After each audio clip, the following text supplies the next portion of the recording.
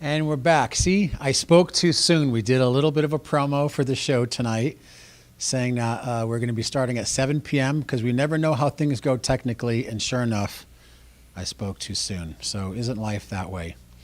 So we want to welcome you to the Golden Road TV and sometimes a radio show. I'm your host, Michael DiMartino. And of course, Golden Road, our theme being bridging the past with today for a better tomorrow. So we're now going on our fifth year of doing the show. We've produced over 100, well, they used to be 2-hour shows, but now we're doing an hour because we live in an age of, so many information options and so much media options. We want to bring you high level, super focused, like a laser content and do it in a way where you don't become hopefully bored and disinterested. You can always go to TikTok. What can I say? So we got a great show for you tonight, focusing on health and wellness, environment and ecology, arts and culture, and we also have various guests come on with various words of inspiration. And we're going to have my friend Gary Elliott, who does voiceover work, come on and do conversations with voice artist Gary. But tonight we're going to drop in a little bit deeper, and we got a couple in-studio guests. We're going to start off with Steve Nathan from Strategic Campaigns. And then we're going to have Mr. Douglas D Becker for our Gift of Health and Wellness section. And then we're going to have my floor director, Ted Henwood, who's also helping to do sound tonight, come up, and we're going to do a deep dive into some of the dark and shadowy, controversial history of Michael DiMartino. So maybe not. I don't know. We'll see what happens. But I'd like to welcome my first guest to the show from Strategic Campaigns, Mr. Steve Nathan. So welcome. Thanks, Michael. Yeah. Thank you, everybody. I didn't get a clap. Anyways. Be thankful. Yes. So Great. Good to have you here on the show. You've been very present in the hub and doing lots of things, and you had a good day? I had a good day. It's interesting how some of the conversations we have end up happening in the future, not that far away. It's kind of why you invited me back, isn't it? We are in Nirvana City, where we're City. templating out this prophetic reality for the rest of humanity to see. I love being here. I think that one of the things that we've been doing as a country is we've been fighting over ideologies instead of working to make sure that we build things forward as a country. No, we haven't. Okay. I'm going to come to blows with you, sir. Okay. Be my guest. Be my guest. Very true, though. And it seems to me that part of the problem that we're facing is that we seem to have forgotten a lot of our history. We seem to have forgotten how we became the most powerful country in the world. And a lot of that had to do with our manufacturing capabilities and our infrastructure. And we've gotten away from that. We haven't invested in infrastructure in a major way since the 1950s. We do a lot of infrastructure at state levels, but nothing like the level that we really need. Highway systems have been patched together. They need to be maintained. Bridges fall down. And recently, right here up the road from us, the Oroville Dam, one of the largest earthen dams in the world, actually began to collapse and would have literally washed out a lot of Yuba County and all the way down through Sacramento. So these aren't more about the convenience of living in the United States. These are infrastructures that are essential, kind of like what's happening in Texas right now, to our survival. So it's not just about bridges, roads, and tunnels. How come we don't have internet throughout rural America? How come our electrical system is in the shape that it is? How come our water systems, especially back east where they're older, but here in the Southwest in particular, where water destroys plumbing, we're not doing the things we need to do to make sure that it's working at optimal capabilities?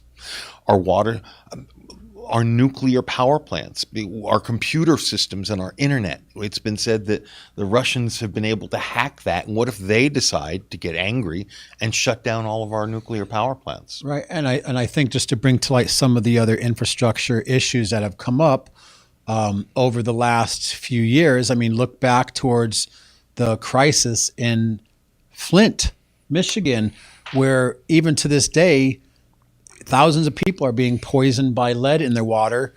Meanwhile, the automotive industry is enjoying fresh, clean water to build and create vehicles, but yet huge demographics of so-called marginalized communities are still suffering and being poisoned. So again, the severity, I mean, even more recently, what we see happening in Texas, these are really important issues. And if I remember right, over the last few years, there was supposedly a great deal of focus, and I know we're not talking about partisanism and political parties, we're kind of trying to help bridge that, but had promised huge investments in infrastructure. And how many of them passed and actually occurred? I remember Infrastructure Week every year for the past 4 years, and I don't remember seeing anything happening on Infrastructure Week or any time thereafter. Right. I've heard lots of arguments that defense spending is more important. It seems to me that I believe that infrastructure is every bit as important, if not more important, than defense spending. Because pursuit of life, liberty, and happiness, right there in the Constitution, the preamble. If we can't have businesses and a country that can survive, I was looking up the definition of infrastructure today, just because I hadn't looked at it for a while. And it talks about being below. It's the foundation of any company or entity or family or town or country. And we've been neglecting it for far too long. And it's time that we stop and take a look at how we build that's the one thing I have found about COVID is that it has given us a license to be able to take everything and look at it with fresh eyes and maybe even from different perspectives and contexts. Well, it's interesting because some people have even branded it as the global reset, which has both its shadowy undercurrents and then also, just the truth of what we see occurring. And let's do this. We're going to take a quick little musical interlude with a piece of music by Mike Shapiro. We're going to come back, talk a little bit more with Mr. Steve Nathan from Strategic Campaigns. And we got another 45 minutes of show for you. Douglas D Becker, lots more coming up. But let's give our ears a little bit of some sound candy right now. We'll be back with more with Mr. Steve Nathan in just about 60 seconds. Stay tuned.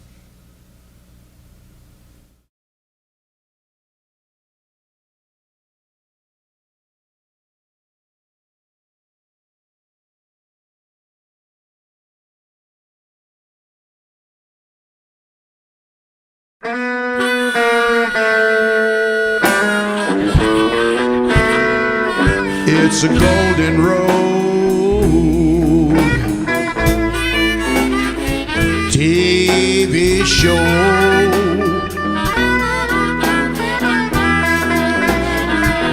Yes, it's a golden road, TV show.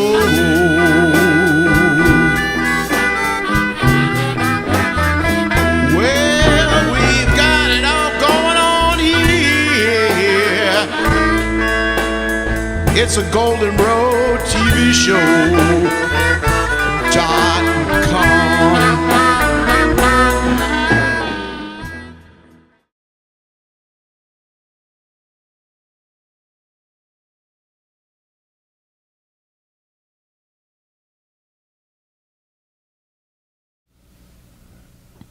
And we're back.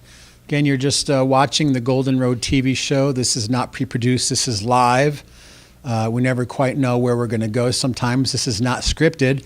And we like to bring in people that are the foremost cutting edge of thinking about things like emergency preparedness, food, water security, the role of arts and culture, and how that interplays with economic development, especially in Nevada City, which is a cultural district and awarded and acknowledged as one of the top cities in the country for arts and culture.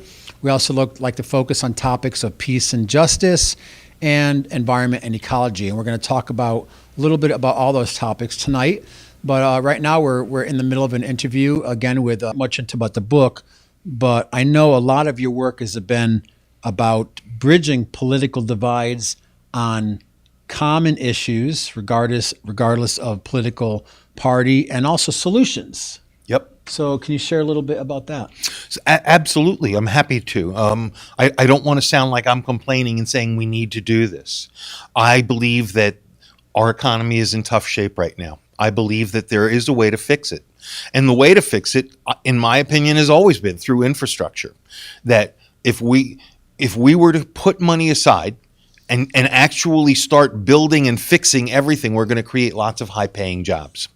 And so during COVID, when I saw that the government was able to pull $2 trillion out of wherever it is they pulled it, I realized, you know what? Money's a construct. We can pull that money out of anywhere. And so I had an idea. What if we divided the country into 6 areas? And what if we put $2 trillion into each one of them? Now, it's an arbitrary figure. I didn't do a lot of studying, but I know that $2 trillion is not going to fix all our infrastructure. Right. And so there are guys who know better than me what it's really going to take to fix it. Well, it's interesting because years ago I actually went to Washington, D.C., and I had an opportunity to interview Dennis Kucinich, who at that point was running for president. And a big part of his platform was the Department of Peace, that if we took 1% of our national budget and invested it in peace-centric projects, and that could be a wide array of different campaigns and stuff, that how much we could actually do to kind of maintain the honor and the integrity as supposedly being one of the countries that helped lead the way and kind of set things in motion for the rest of the world. But, again, these simple types of solutions of that can be implemented that don't have to hurt people or take out of important programs, but could also move us forward as a culture and as a society here in the United States. So you've broached another subject, and that being how, as world leaders, it's our job to show the world how to move forward and to be our highest and best selves. It's not our jobs to have forced regime changes and make it so that other countries are under our thumb. If we're going to really be true leaders, we want to make it so that other people in other countries want to stay in their countries because they have a life worth living there too. It's our job to show them how to do that. It's not our job to end up putting restrictive dictators in place who are going to follow what our corporate people want so that their people suffer. That's why they look to leave and come here. Well, I want to recommend, have you ever read the book Confessions of an Economic Hitman? I have not. You just mentioned that to me recently. I'm looking to get it. I've read a lot of books. Yeah, I think probably, I'm sure Davin might have read it, but it's an important book that shows how world economy. So we have another minute or two left, and then we're going to switch gears over to Gift of Health. In just another few minutes, I would like to show the Soul of the Delta film, because you're talking about infrastructure, and in a way, not all infrastructure investment might be good. Some of it actually can be extremely damaging to the environment, to communities, to natural resources, to wildlife, and the environment in general. And we're going to talk a little bit about that. For those of you who don't know, there's a proposed Delta Tunnel water conveyance project that's being, what started decades ago and then went through Jerry Brown and now Gavin Newsom, where they basically want to divert 60% of the water flow from the Sacramento River watershed and Delta down through San Joaquin Valley for development in areas that are not suited for people to live in. But not only that, but for a few very small and specific families that are running these huge petroleum-based agrogarchies like the Resnicks and others who are controlling and hugely being subsidized and profiting from agriculture here in California, which is the breadbasket of the world. So we're going to talk about that in a few minutes and show a film, a little trailer for the Soul of the Delta. But in the time that we have, we're going to go back to the Soul of the Delta, the 1 minute trailer in a minute. But just talking about infrastructure, let's talk a little more about solutions. So what are some more ideas or solutions that you're maybe proposing? So first of all, when I looked at our economy, infrastructure spending creates more jobs than defense does, and you get much more back out of it. The payback on infrastructure investing is significantly higher than what defense spending does. And so what I would like to do is get into it with you one of these days about showing you how I believe infrastructure spending can actually help bring our economy back and make us the most powerful country in the world again. And thus your entity's strategic campaigns. Yes. Great. Well, it's always, it's been an honor to get to know you and have some personal time. You recently moved to Gold Country here from Manhattan. And I know you have a lot of projects happening, but it's always great the time that we've been able to spend here at the Resilience Hub, getting to know each other, and your contribution. You're constantly showing up and leaning in to help get stuff done. So I want to thank you for that. Thank you. And look forward to what trouble we can create and what great media. We have our big event coming up March 20th, 21st, 22nd, the World Water Day. You want to say something quick about that? World Water Day on the 22nd has been a global phenomenon. We're actually making it a 3-day event where there are going to be workshops on the 20th. We're going to have a fun fundraiser on the 21st. And then on the 22nd, we're going to have people from all over the world talking about water issues in their countries and here locally. And I think our objective is to make people realize that since water has been a commodity, now it's listed on the Chicago Exchange, water should not be taken it that way where corporations have the right to take that water. Water belongs to all of us, and we all need clean water. and we need to be better stewards of the earth. Right. And you can check that out on the website of Voices of Water. Water as source, not resource. So just to finish, before we go over to the Soul of the Delta trailer for the film, I just want to mention we're trying to keep everybody, this show is not just trying to do information saturation. There's a lot of that in the world, but we're trying to help inspire you to some level of advocacy and action. And one of the big issues that's affecting a lot of us here in Nevada County and down below Nevada County, Placer County, and all the way down and really into the Delta is the proposed reopening of the Idaho-Maryland mine. And if you want more information, you can go to empowernevadacounty.com. But I just want to leave you with some compelling statistics and facts about what the mine reopening would mean. We're looking at underground drilling and blasting 24 hours a day, 7 days a week for the duration of 80 years, causing excessive noise and vibration in neighborhoods and wildlife habitats extending in miles all around the Idaho-Maryland mine, which is at the intersection of Greenhorn and Brunswick. 1,000 tons of waste rock and tailings removed daily and loaded into hauling trucks 16 hours a day, 7 days a week. 50 to 100 daily round trips of mine waste from the old mine that's still there, that needs to be remediated and cleaned up, along with additional waste being contributed. An annual production of 9,000 metric tons of greenhouse gas emissions, including CO2, 54,000 pounds released daily into our atmosphere, into our breathing space here, not just in Nevada County, but along the foothills. Excessive harmful dust from waste rock being loaded, graded, and compacted 8 hours a day, 7 days a week, and up to 28,000 pounds of explosives stored on site, including ammonium nitrate, fuel, etc. So I want to encourage everyone, again, check out Empower Nevada County. I want to thank Tara for putting that website up on the screen.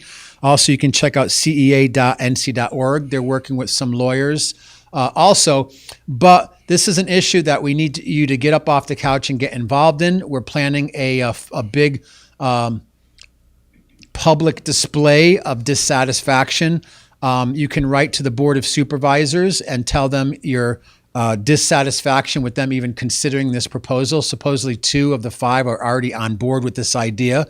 We're waiting for the environmental impact statement to come back. And sometime probably in March, we're going to have a forum to bring together some of the best minds to help educate us about the horrific impact of the nightmare of gold mining legacy reopening and continuing in our neighborhoods. And we're also going to talk about solutions because we don't want to be just against things. We have to provide solutions. So I want to thank Mr. Steve Nathan, Strategic Campaigns, for coming on the show. Thank you, Michael. Always a pleasure. Looking sharp tonight, sir. Thank you. And I hope you'll have me back soon so that we can start getting into details and solutions. Absolutely. Absolutely. And so we're going to go now over to a brief trailer. It's a 1-minute trailer called Soul of the Delta, about a film we're about to put out about one of the other nightmares they're trying to put into our community in the shape of the Sacramento River Delta Tunnel project, taking 60% of our water and sending it down through San Joaquin Valley. And maybe after that, we'll have a little musical interlude, give our ears a break from some information.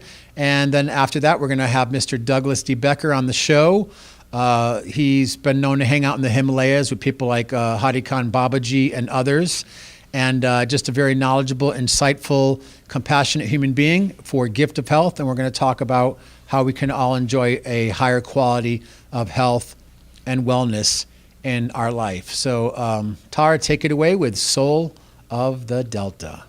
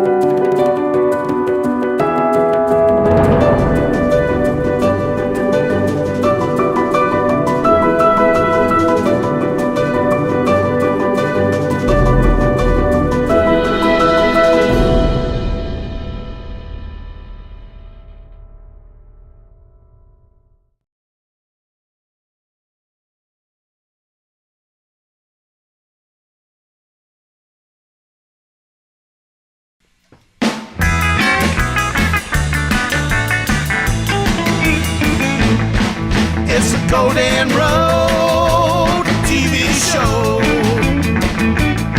It's the Golden Road TV show.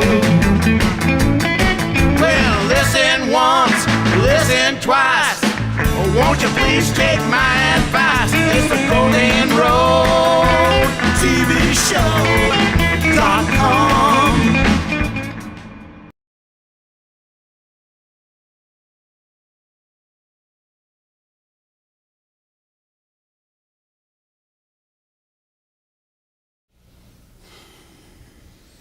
And we're back. And again, I want to thank Tara Kelly for helping to be our technical coordinator, switcher tonight here.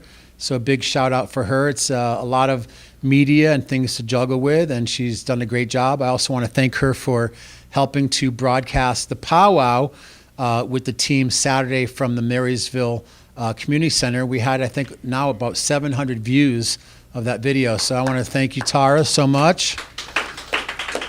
And new to the team, but we love to have him. He's I know he's working on some scripts. He's a great writer and really all-around human being, someone else I'm also developed a friendship with.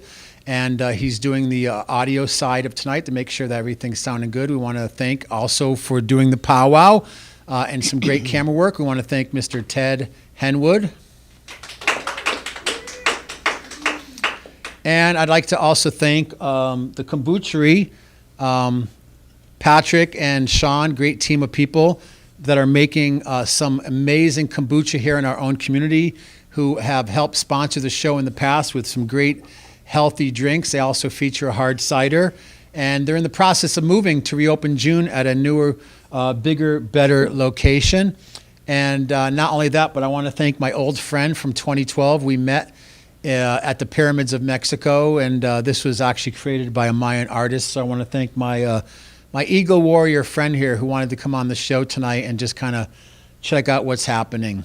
So again, if you're just tuning in, you're watching the Golden Road TV and sometimes a radio show here on YouTube.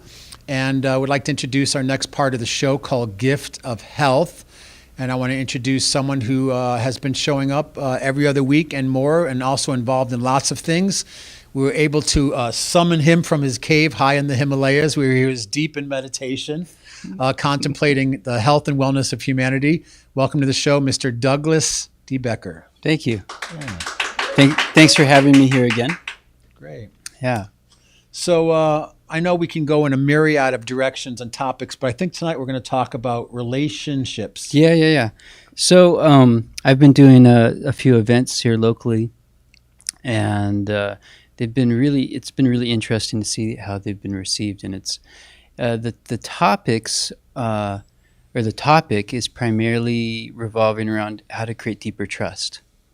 And it's just like macrovision, microvision, or as above, so below. There's relationships within ourselves and also outside of ourselves. And one of the things that happens a lot with people is that they, if they start to get into a relationship, either as friends or even as romantic a couple, they have moments of feeling really connected, where they feel at one with each other. Yeah. Now, when one of the people in the partnership brings up like an internal wall, or feels a little bit of resistance or separation and wants to withdraw a little bit from the other person, a lot of times that will trigger the other person. And so the process I've been showing people, it's called the connection process. It's all based around the idea that intimacy is really, intimacy goes deeper through spending time with the person at the wall of defense that they're putting up, not at getting past that wall of defense, which is usually what most people think. And there's also, obviously different levels of intimacy. There's emotional intimacy. There's spiritual intimacy. There can be intellectual intimacy, of course, physical and sexual intimacy. Mm-hmm.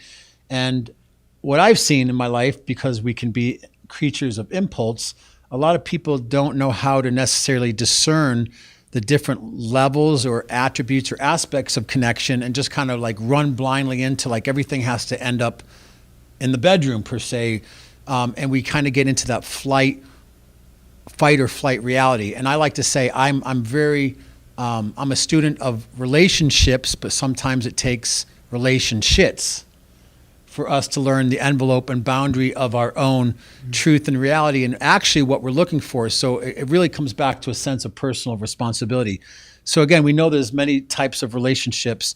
If someone comes to one of your events, what can they expect to experience? So the events I've been doing, you come with a partner, and then you sit with your partner and you go through a process of allowing the partner to journey into you through staring into your eyes and sharing with the person. What happens is that at a certain point, the person feels that's being journeyed into, they can't respond. There's no response. There's just a monologue from the person going inside. And so the person that's receiving that, or that's being journeyed into, at some point through hearing what they're saying, through the other person's hearing the other person say things, or maybe even at the very beginning, just how they feel, there might be like a wall of separation that's put up, like a psychic wall.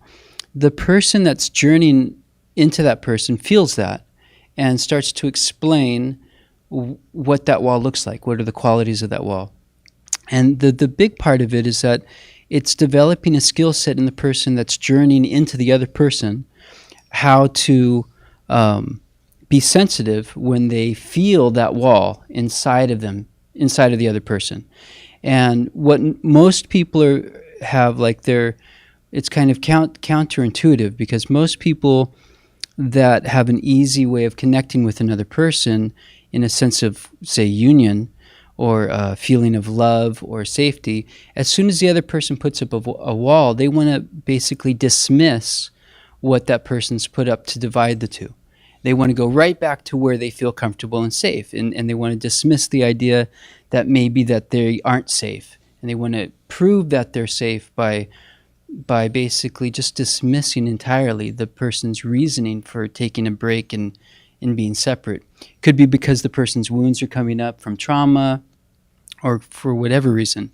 And so the in that process, the person receiving the other person going into them puts up the wall, and they feel, because the person's not trying to get past that wall, they verbalize how they're comfortable just staying with that person at that wall. Eventually the person that's being journeyed into feels like their wall can naturally dissolve. And in that, they feel really seen. They feel really something heard. For just like romantic couples? No. Is this a practice that people can do? Yeah, maybe with an employee or a friend? Yeah.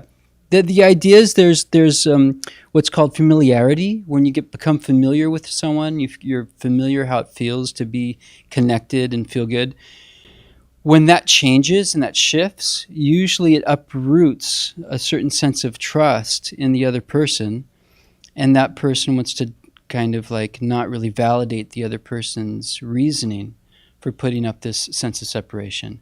And in doing that, the person that's put up that wall, they may actually put that wall to the side so they can feel that union and connection again, but it actually plants a seed of distrust that grows and grows and grows over time.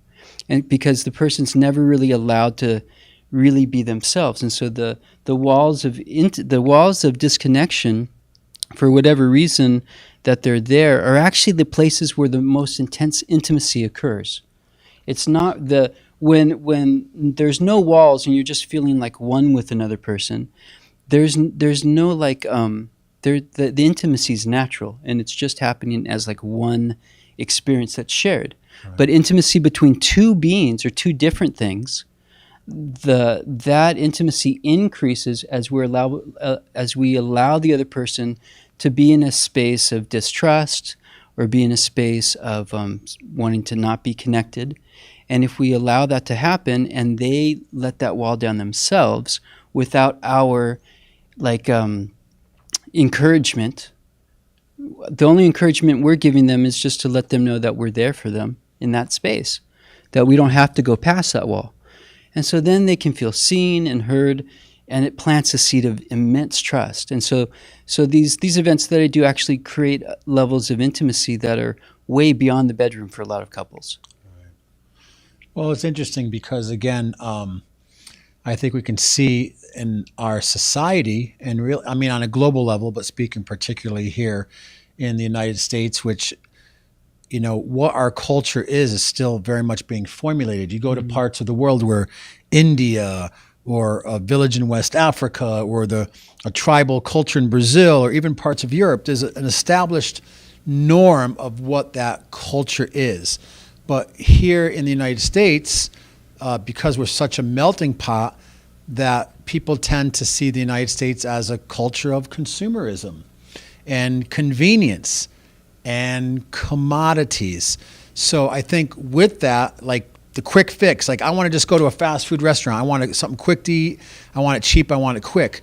A lot of that can be actually bleeds into other areas of our life, like alcoholism, drinking to escape our emotional bodies. For me, I'm not a drinker, but when I do drink, I actually get more emotional. I don't disconnect from my emotional body. But for some people, also tobacco, when we forget how to breathe and really to be in our pranic awareness and in the state of presence, like actually being in the here and now, which sounds ludicrous, but most of us are living in the future. We're in the past. We're in our worries. We're in our head. We're never spiritually, mentally, physically connected.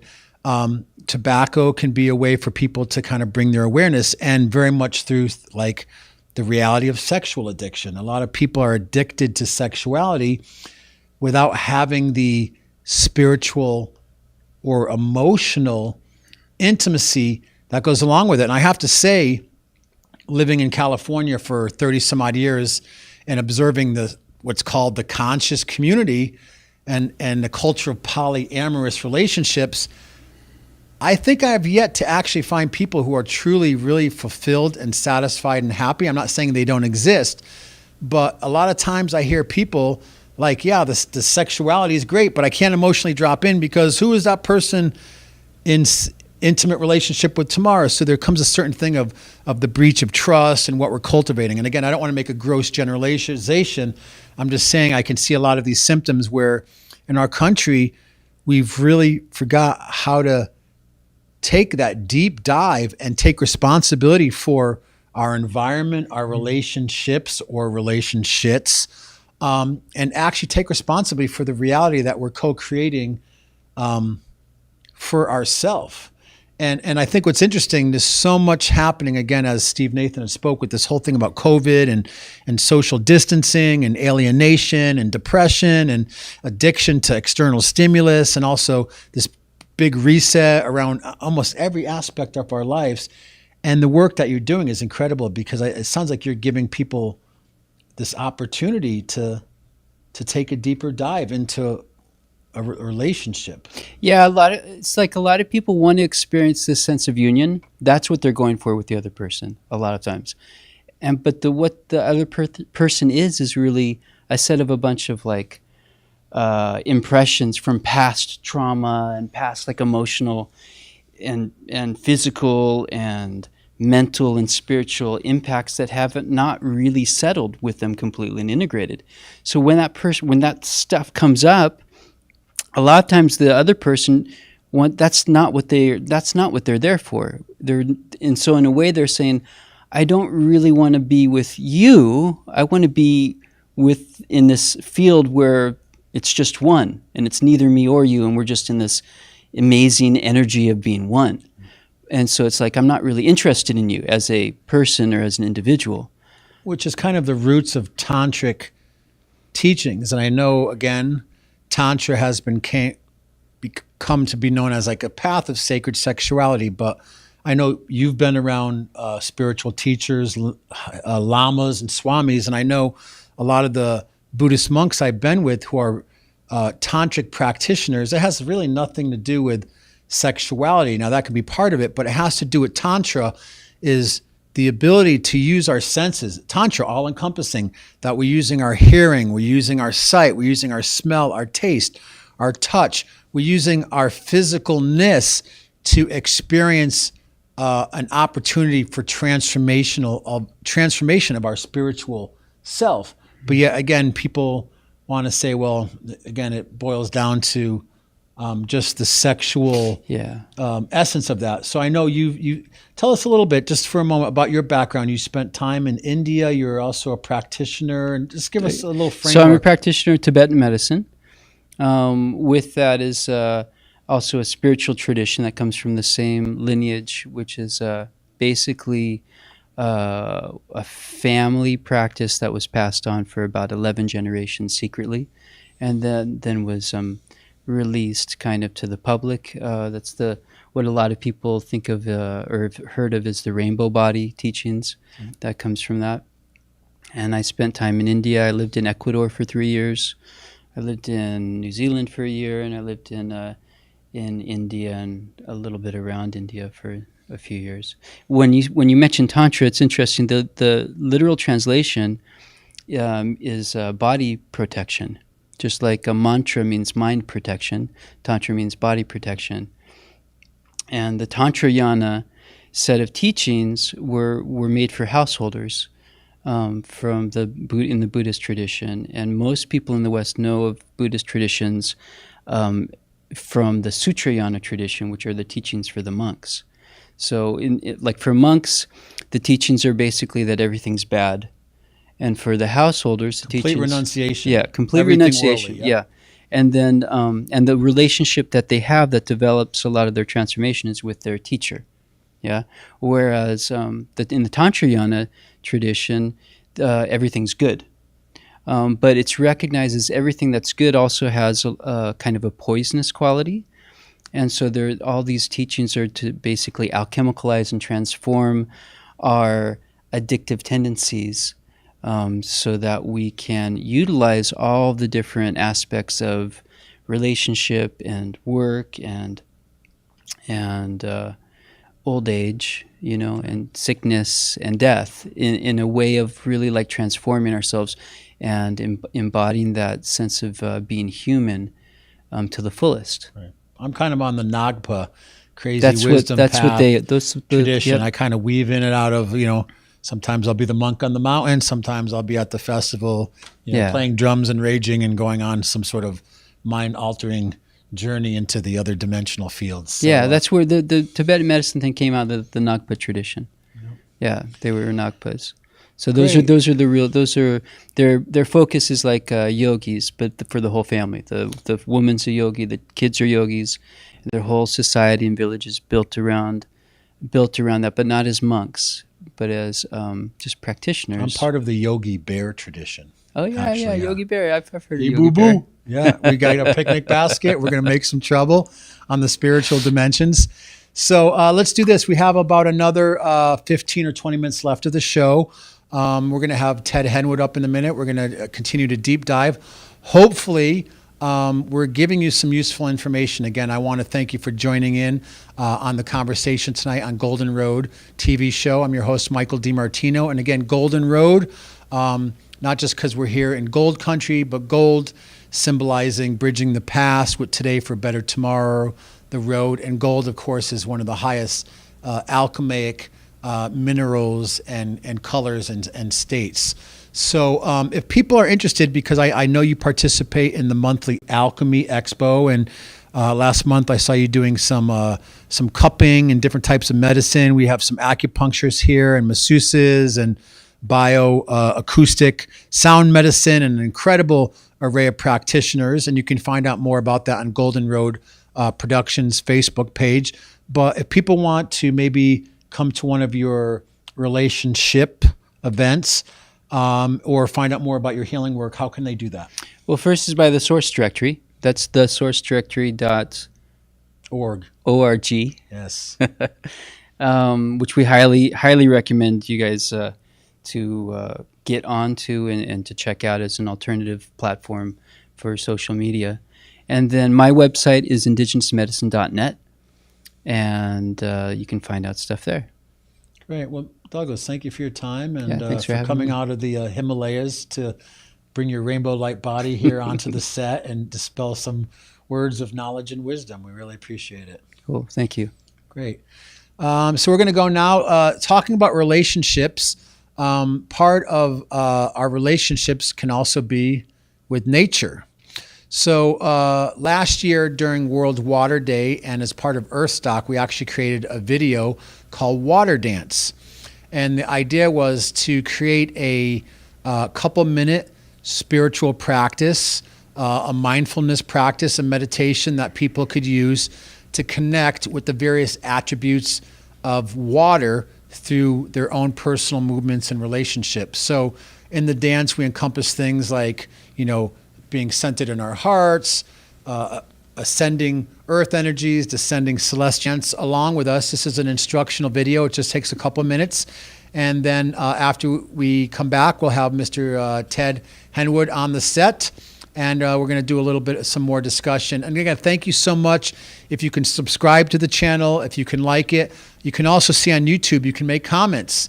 And your comments are welcome. Maybe you have some questions that we can field here live on the show and help answer them with the guests that come on the show. Maybe you have some criticism of the show, and that's fine too. Again, we're here in service of the community, trying to bring to our awareness forward thinkers and people who are solutionaries and doing great work in the community. So I'm going to ask Tara now if we can go over to Water Dance. We'll be back in minutes. So again, get up, stretch, breathe, and do the practice. And this is on YouTube on our channel. And you can learn it for World Water Day coming up on March 22nd. We'll be back in just a few minutes. Enjoy the water dance.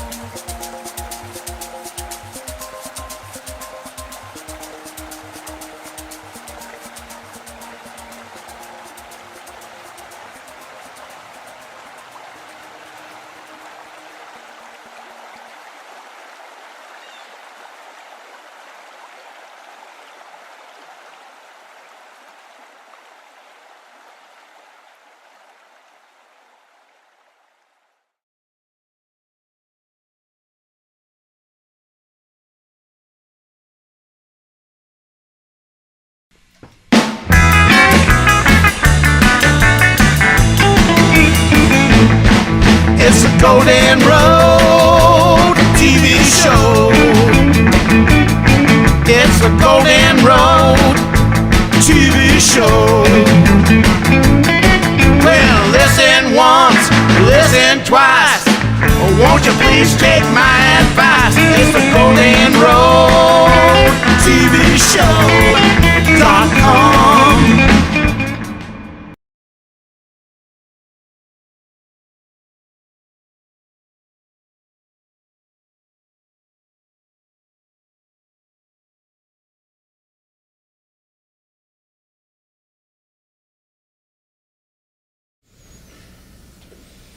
And we're back. Wow, that was amazing. We just did the water dance here in the studio with like 7 or 8 of us, and it felt really good. Hopefully you enjoyed it. Once you can learn it and really embody it, it's a nice practice. We encourage you to go to a body of water somewhere near where you live. And it's really an inner practice. It's hard to do that when you're actually learning it. But, and again, the water dance, you can scroll further down in the YouTube videos, and there's 2 versions you can download. You can also put it to your own music. So own it, make it your own. So again, welcome back to the Golden Road Show, and our next guest is someone I've gotten the privilege to get to know over the last few months, and he's a newer member to our community here, and he's a writer. He does a lot of things. He's actually working on some scripts right now, and he also helped broadcast the Winter Powwow from Marysville, and he also is helping tonight on set of the Golden Road Show. So a nice round of applause as we welcome Mr. Ted Henwood. Welcome. Thank you for having me. Much appreciated. Yeah, absolutely. Appreciate your collaboration and friendship. It's been fun. I think I was reflecting that we met about 10 weeks ago, and it's been very synergistic and rolling quickly. Great. I think the interesting thing was watching you live here in the studio, talking with the guests, and the more you revealed, the more I was impressed by your background and your experiences and really just your worldview. So I think at one point I just mentioned, had you been interviewed on your show on camera? And you had said no. And I thought, well, wouldn't it be a good opportunity just to have a conversation and learn a little bit about your background? Right. So you're officially a co-host now. Well, yeah, Climbing the non-corporate ladder. It says guest. Guest, not co. guest host. Oh, Yeah. There we go. Okay, well, Way let's not rush. Way down. Of the issues impacting the environment and peoples of the world. And I'm wondering where that first developed and how you first became aware. I keep very small encrypted cheat notes on my hand, so I'm always looking. I have Google installed in my microchip right there. I don't know if you can. No. Well, I think it really started off with, when I was younger, I was really in athletics and competition. And the older I got, like the whole mindset of competition became more like, oh, competition actually isn't what nature's built on. It's built on collaboration. So I left my home when I was 16 years old. I actually bought an old Plymouth Slant 6 Duster, and I drove cross country to sit at the feet of one of my gurus at that point, who is no longer in the physical but existed on the astral dimension. So I ended up living on Venice Beach for a year and a half and listening to the poetry of Jim Morrison and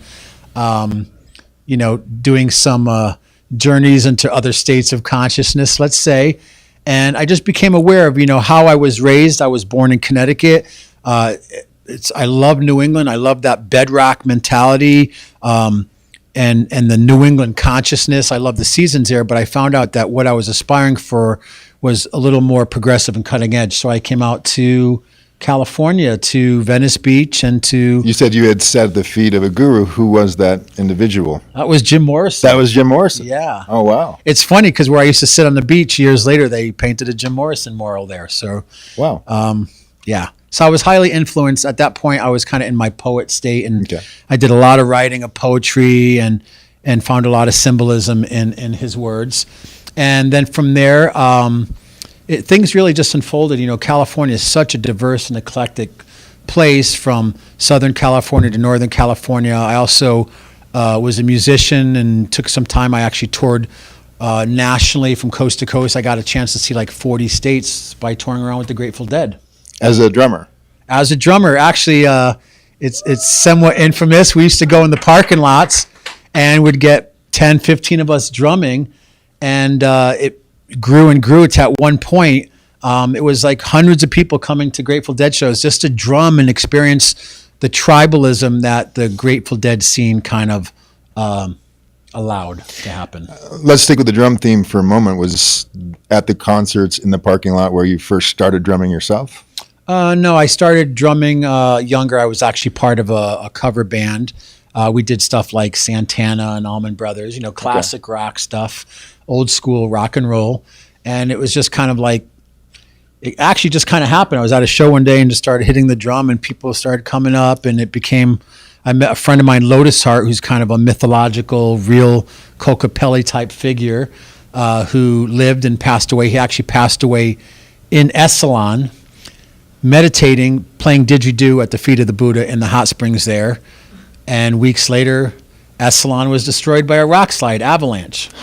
And then it was purified by Buddhist monks. So he was kind of very hyper yogi person who just traveled around with crystals and wore a turtle shell and a pointed hat and brought joy and truth to people. I mean, really a modern day mystic and yogi. It was really, I mean, look online, Lotus Heart, Grateful Dead. He's very much, he literally was the second person ever to play didgeridoo in the United States after Stephen Kent, who was, there's a whole thing of Stephen Kent and Dr. Didge, but my friend Lotus Heart had been playing back into the 70s, was already playing the didgeridoo. So we're going to jump around a little bit. Right. I'm just wondering your first awareness of Nevada City when you first visited here. Probably about 13 years ago. Okay. I tried a relationship. I started dating someone here. And at that point, I was living in Santa Cruz, working at the University of California, Santa Cruz in the theater arts department, doing music for dance classes and working with luminaries like Tandy Beale and Bobby McFerrin and just amazing people. And I just kind of got tired of, I lived in Santa Cruz from 1984 after I left Venice Beach in 84 because the Olympics were coming. They basically turned Venice Beach into a concentration camp. Like, it became from being a very free place to being very controlled because of how we wanted to portray what beach culture in California looked like during the LA Olympics. So there was a huge kind of cleanup and roundup and sterilization. So I moved to Santa Cruz in 84. I lived there till 1989. And I actually moved from Santa Cruz on Friday, October 13th, 1989. Because I had had a mystical experience with some Hopi elders in 87 during harmonic convergence. Okay. And I moved to Arizona from Santa Cruz, and 2 days later was the Loma Prieta earthquake. And the house that I was living in was literally destroyed, like days after I moved. So I will say spirit is not subtle. Like, I definitely felt deeply guided and justified in some of the crazy wisdom decisions I've made in my life. So the decision actually to move to Nevada City in particular, was there something here that drew you, or was it? Well, after raising my kids back on the East Coast, Okay. And they were in their late teens and then getting a divorce from their mom, who had, I love her, but had chronic unhappiness syndrome, and tend to be a very happy, simple person. I moved back to California. I lived in Santa Cruz for a while, but it was not the same place I remembered. It was extremely expensive. There was a lot of the Silicon Valley influence, a lot of bad feelings towards artists and the people who made Santa Cruz. I mean, Santa Cruz, Saints Crossing, it was a place of visionary people and artists and people like in La Honda and the Merry Pranksters and, again, the Grateful Dead and all these people who had lived there, and Esalen and the people that were very much part of the 60s and 70s of creating this new wave of consciousness and human rights and civil rights and the Back to the Land movement and the organic food movement. It was like, it wasn't very pleasurable. So I really, the first time I came to Nevada City, I fell in love with it.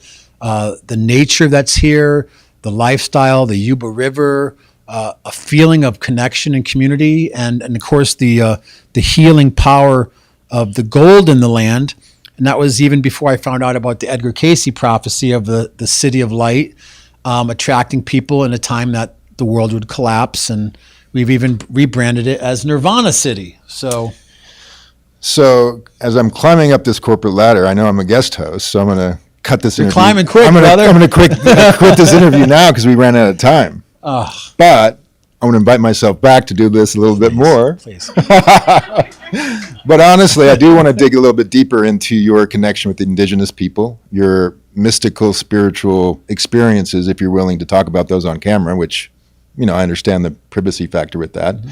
But I really do feel, revealing more of your personal side and personal life experiences to this community, which I think you've had a tremendous impact on and will continue to.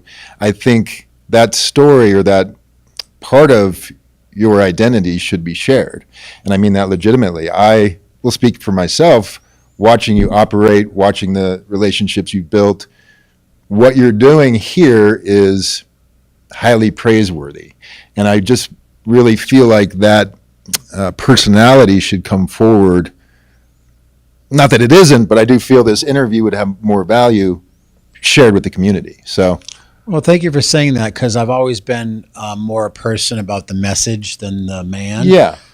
So I appreciate the opportunity. It's actually gave me time to even reflect back on my life and make my own epiphanies. And I guess we can consider tonight a little bit of a teaser and enticement for next week's show, or whenever we are able to. I do have one last question. I'm sorry. It was when you were speaking with Douglas, you had said you had been with many Buddhist monks, and I was wondering what you meant by that. Purely in a spiritual way, but but I'm actually an interfaith minister. I went to a 3-year seminary program. I've studied world religions, Freud, Jung, metaphysics, hands-on healing. But one of my most closest relationships, and I was born. I'm a recovered Roman Catholic.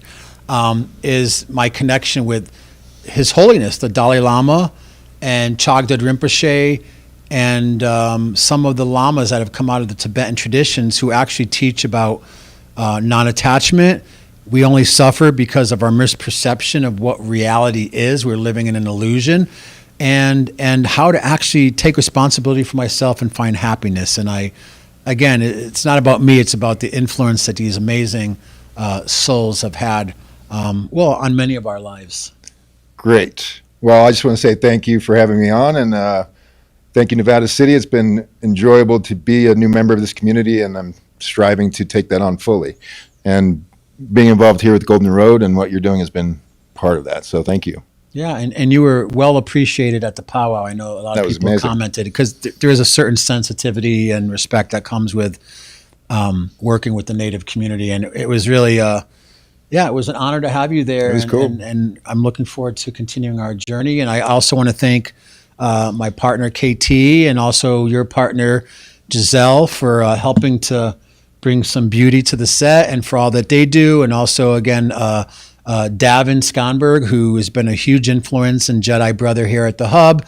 And, of course, our crew tonight. I want to, again, thank Tara Kelly for helping, and also Jim Heck for his advisorship and helping to troubleshoot. And for all of you for helping to make Nevada City an incredible community, and all of you, my family and friends from Santa Cruz. I know some of you are watching tonight, and all of us, we're at an exciting crossroads in a time of great transition. And I would say just weed out what doesn't work and cultivate what works for you, what makes you happy, what fulfills you, and what nourishes you in your most deepest level. So thanks for watching The Golden Road, and we'll see you next week. Same time, same place on YouTube. And thank you, brother. Appreciate you. I appreciate it. All right. And we're going to roll credits now. Thank you so much.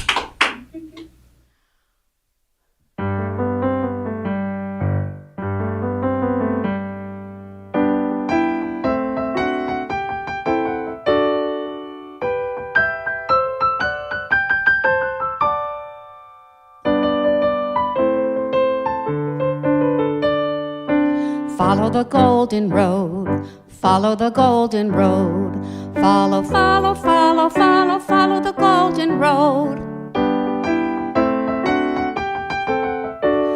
We're off to see the Golden Road TV show. You'll find it is a whiz of a show, if ever a show there was.